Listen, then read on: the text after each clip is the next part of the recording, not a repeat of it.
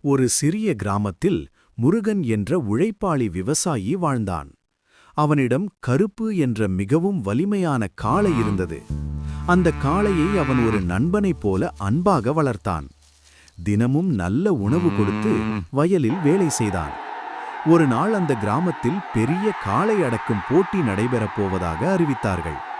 கிராமத்தார் எல்லாரும் முருகனிடம், "உன் கருப்பு காளை மிகவும் பலமாக இருக்கிறது, போட்டியில் சேர்த்துவிடு" என்று சொன்னார்கள். போட்டி நாளில் பல வீரர்கள் காளைகளை அடக்க முயன்றார்கள்.